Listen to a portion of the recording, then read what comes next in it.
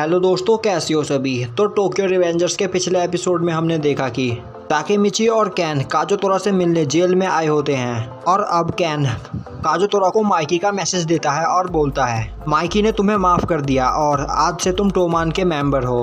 तो episode 23 start करते हैं एक इंट्रो के बाद।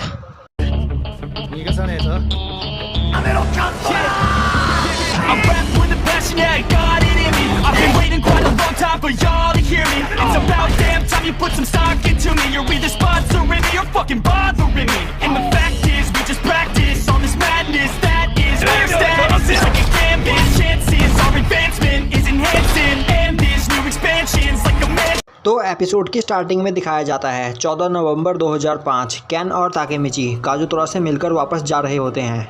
ताकेमिची एक जगह रुककर सोच रहा होता है, काजोतोरा मैं उम्मीद करता हूँ कि तुम फ्यूचर में ठीक रहो। और अब वह आगे बढ़ता है, तभी कैन रुककर बोलता है ताकेमिची मेरे पास तुम्हारे लिए भी माइकी का एक मैसेज है। माइकी ने कहा है कि वह तुमसे नेक्स्ट गैदरिंग में कुछ इम्पोर्टेंट बात करना चाहता है, तो वहाँ पर टाइम से पहुँच जाना। और अब वह दोनों आगे जाते हैं। वहीं ट्रेन में खड़ा ताकेमिची सोच रहा होता है माइकी मुझसे क्या इम्पोर्टेंट बात करना चाहता होगा। सच कहूँ तो मैं अभी काफ़ी ज़्यादा डरा हुआ हूँ। और अब वह दोनों ट्रेन से उतरते हैं। वहीं पर ताकेमिची सोच रहा होता है क्या वह मुझसे ब्लडी हैलोवीन के बारे में कुछ बात करना चाहता होगा। उस फाइट में बाजी मारा गया और काजोतोरा को अरेस्ट कर लिया गया, पर उस फाइट में माइकी ने काजोतोरा को जान से नहीं मारा, तो अब फ्यूचर में किसाकी टोमान पर कंट्रोल नहीं कर पाएगा, यह बात तो पक्की है। और अब आने वाले टाइम में सब कुछ सही हो जाएगा। और तभी ताकेमिची देखता है वह शिबुया सिटी में होते हैं। ताकेमिची पूछता है कैन हम आखिर जा कहाँ रहे हैं। कैन बोलता है मेरा घर यहाँ से काफ़ी करीब है, तो तुम मेरे साथ चल सकते हो। ताकेमिची बोलता है तो तुम्हारा घर शिबुया के बीचों बीच है। और अब ताकेमिची कैन की बिल्डिंग देखता है और उससे इम्प्रेस होते हुए बोलता है तो क्या तुम यहाँ पर रहते हो। ताकेमिची बोलता है तुम काफ़ी ज़्यादा लकी हो कैन। पर कैन को वह जगह बिल्कुल पसंद नहीं। कैन बोलता है यहाँ पर सब कुछ बेकार है। और अब वह दोनों लिफ्ट में ऊपर जाते हैं और अब वह दोनों वहां पर पहुंचते हैं। पर ताकेमिची उस जगह को देखकर काफ़ी ज़्यादा हैरान हो जाता है। अब कैन वहां पर आगे जाता है। कैन को देखकर वहां पर बैठा आदमी कैन को कुछ काम दे देता है। कैन बोलता है ताकेमिची मैं जल्दी आया, तब तक तुम मेरा वेटिंग रूम में बैठकर इंतज़ार करो।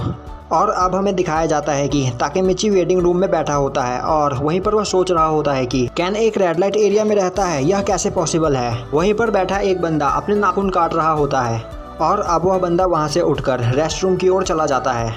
और तभी वहां पर एक रेमी नाम की लड़की आती है और वह ताकेमिची को थैंक्स करती है उसे चुनने के लिए। यह देखकर ताकेमिची को कुछ भी समझ में नहीं आता और अब रेमी ताकेमिची को अपने साथ ले जाने लगती है।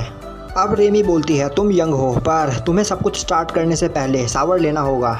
और अब हमें दिखाया जाता है कि ताकेमिची शावर रूम में शावर ले रहा होता है। वहीं पर दरवाजे के बाहर खड़ी रेमी बोल रही होती है ताकेमिची तुम मेरे टाइप के हो, तुम मुझे पसंद आए। अब ताकेमिची सोचता है तो क्या यही कैन का सरप्राइज प्रेजेंट है। कैन चाहता है कि मैं अपनी वर्जिनिटी से आज़ाद होकर एक मर्द बन सकूं। अब रेमी बोलती है ताकेमिची क्या मैं भी तुम्हारे साथ अंदर आ जाऊं। यह सुनकर ताकेमिची के मन में लड्डू फूट रहे होते हैं। अब ताकेमिची सोचता है मैं ये कर सकता हूँ, मैं ये करूँगा, थैंक्स कैन। और अब ताकेमिची जाकर वहाँ का दरवाज़ा खोलता है, पर वह देखता है कि वहाँ पर कैन खड़ा होता है। कैन बोलता है तुम यहाँ पर क्या कर रहे हो। वहीं खड़ी रेमी बोल रही होती है तो यह तुम्हारा दोस्त है कैन। कैन बोलता है तुम्हें पहले अपना कस्टमर चेक कर लेना चाहिए रेमी। रेमी बोलती है तुम्हें इसे वेटिंग रूम में नहीं भेजना चाहिए था। और अब यह सब देखकर ताकेमिची काफ़ी एम्बेरस हो रहा होता है। अब कैन बोलते हैं बेसिकली मेरा कोई पेरेंट्स नहीं है और यहाँ पर काम करने वाले लोगों ने मुझे पाला है। और अब कैन ताकेमिची को अपने रूम में लेकर जाता है। अब कैन बोलता है माइकी के बाद तुम ही एक बंदे हो जिसे मैंने अपने घर पे बुलाया है। ताकेमिची कैन के रूम को देखकर काफ़ी ज़्यादा हैरान होता है और अब कैन ताकेमिची को वहाँ बैठने के लिए बोलता है। अब ताकेमिची कैन के रूम को देखकर सोच रहा होता है कि अब जाकर मुझे पता चला कि कैन इतना ज़्यादा मैच्योर कैसे है। और अब ताकेमिची एक जगह पर बैठता है, पर तभी उसे कुछ फोटोज़ दिखाई देती है और अब ताकेमिची भागता हुआ उन फोटोज़ की ओर जाता है। और अब ताकेमिची फ़ोटो में बाजी को देखकर काफ़ी सीरियस हो जाता है। तभी कैन बोलता है यह सभी लोग मेरे लिए काफ़ी ज़्यादा कीमती है। अब कैन बोलता है वहाँ पर जो भी कुछ हुआ उसके लिए मैं काजोतोरा को कभी माफ़ नहीं करूँगा। उस दिन मैं भी काजोतोरा को जान से मारना चाहता था, मुझे पता था कि यह गलत है, पर फिर भी तुमने उस दिन माइकी को काजोतोरा को जान से मारने से रोका, इसके लिए थैंक्स। मैं उस दिन माइकी को नहीं रोक पाता। अब हमें दिखाया जाता है कि ताकेमिची वहाँ से निकलकर अपने घर की ओर जा रहा होता है और अब वह सोच रहा होता है कि मैं समझ सकता हूँ कि कैन कैसा फील करता है। क्योंकि मैं भी अपना बेस्ट ट्राई कर रहा हूँ अपनी कीमती चीज़ को बचाने के लिए। और अब मुझे समझ में आया कि कैन एमा की कितनी ज़्यादा केयर करता है। और तभी ताकेमिची को वहाँ पर एमा दिखाई देती है। ताकेमिची एमा से मिलने के लिए उसकी ओर भागता है, पर तभी वह देखता है कि वहाँ पर एमा माइकी को गले लगाकर उससे आई लव यू बोल रही होती है। और यह देखकर ताकेमिची के होश उड़ जाते हैं। उसे यह सब देखकर यकीन नहीं हो रहा होता और वह सोच रहा होता है कि अगर इसके बारे में कैन को पता चला तो वह क्या करेगा।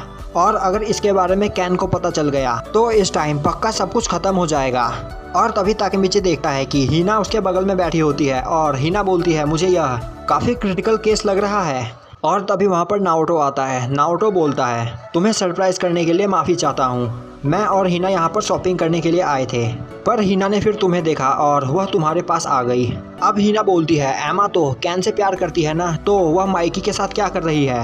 हमें इस केस को जल्द से जल्द सॉल्व करना होगा, है ना ताकेमिची। और अब ताकेमिची उससे कुछ नहीं बोल पाता। और अब हिना डिटेक्टिव के रोल में आते हुए बोलती है मैं इस केस को सॉल्व करके रहूंगी। अब नाओटो बोलता है इस वक्त हिना को कोई नहीं रोक सकता। तुम्हें पता है ताकेमिची, हिना को डिटेक्टिव स्टोरी काफ़ी ज़्यादा पसंद आती है। और अब हिना उन दोनों को बुलाती है और अब वह सभी मिलकर माइकी और एमा का पीछा करते हैं। अब हमें दिखाया जाता है कि माइकी और एमा एक रेस्टोरेंट में बैठे होते हैं। वहीं ताकेमिची, हिना और नाओटो उन्हें एक जगह से बैठकर देख रहे होते हैं। अब हिना बोलती है ताकेमिची क्या तुम हिना की आंखों को देख रहे हो, उसकी आंखों में अभी इस वक्त कितना ज़्यादा प्यार है। वहीं ताकेमिची कहीं और ही देख रहा होता है, जिस पर हिना उसे पंच करती है। और तभी वहाँ पर यामागिसी आता है। अब ताकेमिची यामागिसी को पूरी बात बताता है। यामागिसी बोलता है तो यह बात है। हिना बोलती है अभी तक हमें कोई पक्का प्रूफ नहीं मिला है। अब यामागिसी बोलता है कि मैंने सुना है कि एमा माइकी के साथ उसके घर में रहती है और कई बार लोगों ने सुबह उन दोनों को एक साथ देखा है, तो हम यह मान सकते हैं कि एमा माइकी के साथ उस घर में रहती है।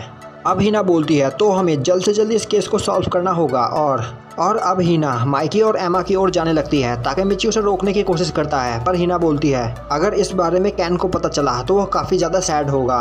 अब ताकेमिची सोचता है यह बात तो सच है कि अगर इस बारे में कैन को पता चला तो वह काफ़ी ज़्यादा सैड हो जाएगा। और तभी वहाँ पर एंट्री होती है कैन की और उसे देखकर ताकेमिची के होश उड़ जाते हैं। अब कैन बोलता है तो किस बारे में जानकर मैं सैड हो जाऊंगा। वहीं हिना एमा और माइकी के पास जाकर बोलती है तुम दोनों यहाँ पर क्या कर रहे हो। और अब कैन माइकी और एमा की ओर आगे बढ़ता है और बोलता है तुम दोनों यहाँ पर एक साथ। वहीं ताकेमिची कैन को रोकने की कोशिश कर रहा होता है, पर कैन नहीं रुकता और वह उनके पास चला जाता है। और अब ताकेमिची वहाँ पर रोने लगता है और बोलता है अब सब कुछ खत्म हो गया। अब कैन हंसता हुआ बोलता है तो क्या माइकी आज तुम अपनी छोटी बहन के साथ उसका बर्थडे सेलिब्रेट कर रहे हो। यह सुनकर ताकेमिची हैरान हो जाता है। और अब कैन बोलता है क्या तुम्हें नहीं पता ताकेमिची, एमा और माइकी दोनों भाई बहन हैं, बस इन दोनों की मॉम अलग है। और यह सुनकर ताकेमिची और हिना काफ़ी ज़्यादा हैरान हो जाते हैं। अब एमा बोलती है मैंने तो इस बारे में हिना को बताया था। और अब ताकेमिची हिना और यामागासी को आवाज़ लगाता है, पर वहीं पर वह दोनों ऐसा एक्ट कर रहे होते हैं जैसे उन्हें कुछ भी न पता हो और वह ताकेमिची को इग्नोर करते हैं। और अब कैन एमा को एक टैडी देता है और उसे बर्थडे विश करता है। माइकी बोलता है यह तो वही टैडी है एमा जिसे तुम पहले खरीदना चाहती थी। और अब कैन वहाँ से चला जाता है। वहीं ताकेमिची और बाकी सबको कैन का यह एटीट्यूड काफ़ी ज़्यादा पसंद आता है। अब हमें दिखाया जाता है कि ताकेमिची और हिना एक साथ जा रहे होते हैं और हिना बोलती है मैंने आज से पहले एमा को इतना खुश कभी नहीं देखा। मैं आशा करती हूँ कि उन दोनों के बीच यह सब कुछ ऐसे ही ठीक चलता रहे और हमारे बीच भी। यह सुनकर ताकेमिची बोलता है हाँ। और अब वह दोनों आगे चले जाते हैं। वहीं पर वह इतने ज़्यादा खुश होते हैं कि वह नाओटो और यामागासी के बारे में भूल ही जाते हैं। और अब हमें दिखाया जाता है कि ताकेमिची हिना को उसके घर छोड़ता है। और अब ताकेमिची के पास एक कॉल आती है।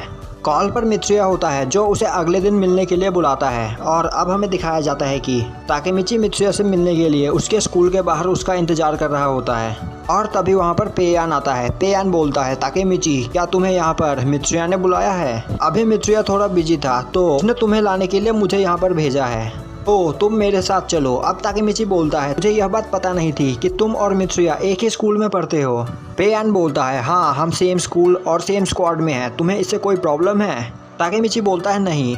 और अब वह लोग उस जगह पर पहुंचते हैं और तभी उस रूम का दरवाज़ा खुलता है और वहां से एक लड़की निकलकर बाहर आती है और बोलती है हायासे तुम यहाँ पर क्या कर रहे हो, हम अभी काफ़ी ज़्यादा बिजी है तो अच्छा होगा कि तुम यहाँ से चले जाओ। पेयान उसे देखकर काफ़ी ज़्यादा घबरा जाता है और वह कुछ बोलने की कोशिश करता है, पर तभी वह लड़की बोलती है यह तुमने कैसे कपड़े पहन रखे हैं, इन कपड़ों को देखकर टीचर तुमसे काफ़ी ज़्यादा गुस्सा हो जाएंगे। और तभी मित्सुया वहाँ पर आता है और बोलता है यहाँ पर क्या चल रहा है। वह लड़की बोलती है प्रेसिडेंट यहाँ पर हाया से आया है। और अब मित्सुया ताकेमिची को देखता है। मित्सुया बोलता है इन लोगों को मैंने यहाँ पर बुलाया है। और अब वह लड़की बोलती है आप ही एक ऐसे डिलिक्वेंट हो जिससे मैं नफरत नहीं करती प्रेसिडेंट। अब ताकेमिची पूछता है तो क्या तुम इस क्लब के प्रेसिडेंट हो। मित्सुया बोलता है हाँ और तुम मेरे साथ चलो। और अब हमें दिखाया जाता है कि वहाँ पर काफ़ी सारी गर्ल्स काम कर रही होती है। और यह सब देखकर ताकेमिची सोचता है मित्सुया क्राफ्टिंग क्लब का प्रेसिडेंट है। अब मित्सुया बोलता है 1 मिनट रुको ताकेमिची, वो अभी तैयार हो जाएगा। और अब मित्सुया वहाँ पर बैठी हुई गर्ल्स को उनका काम उन्हें सही से बताता है। यह सब देखकर ताकेमिची सोच रहा होता है मित्सुया अपने गैंग के साथ साथ स्कूल वर्क को भी अच्छे से संभालता है। और अब मित्सुया जाकर एक सिलाई मशीन पर बैठ जाता है। यह देखकर ताकेमिची पेयान से पूछता है तो क्या मित्सुया कुछ बना रहा है। पेयान बोलता है वह टोमान का यूनिफॉर्म बना रहा है। तुम्हें मित्सुया को थैंक्स करना चाहिए क्योंकि वह पर्सनली तुम्हारा यूनिफॉर्म तैयार कर रहा है। और अब पेयान बोलता है तो मित्सुया फाउंडिंग मेंबर्स के बाद तुम पहली बार किसी के लिए अपने हाथों से यूनिफॉर्म बना रहे हो।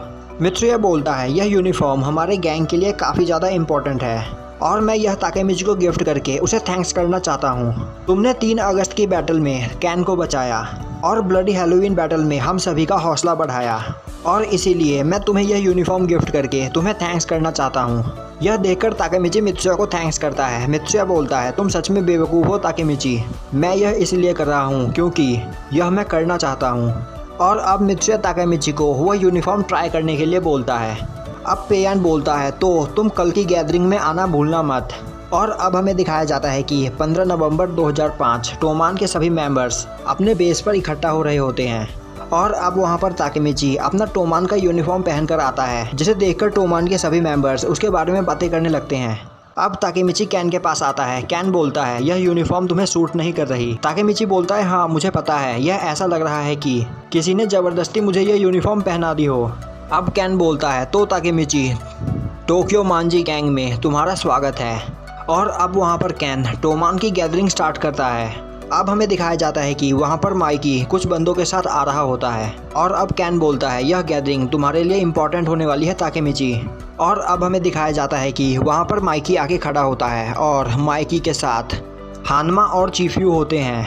हानमा को वहाँ पर देखकर टोमान के सभी मेंबर्स काफ़ी ज़्यादा हैरान हो जाते हैं। अब कैन बोलता है आज की गैदरिंग काफ़ी ज़्यादा रफ होने वाली है और यह ब्लडी हैलोवीन की फाइनल सेटलमेंट है। और यहीं पे हमारा एपिसोड ख़त्म हो जाता है। तो भाई लोग कमेंट करके बताओ कि यह वीडियो आपको कैसी लगी। अगर वीडियो अच्छी लगी हो तो लाइक करें, चैनल पर नए हो तो सब्सक्राइब करें और बेल नोटिफिकेशन को ऑल पे कर दें, जिससे हमारी आगे आने वाली वीडियोस आपसे मिस ना हो। तो मिलते हैं नेक्स्ट वीडियो में।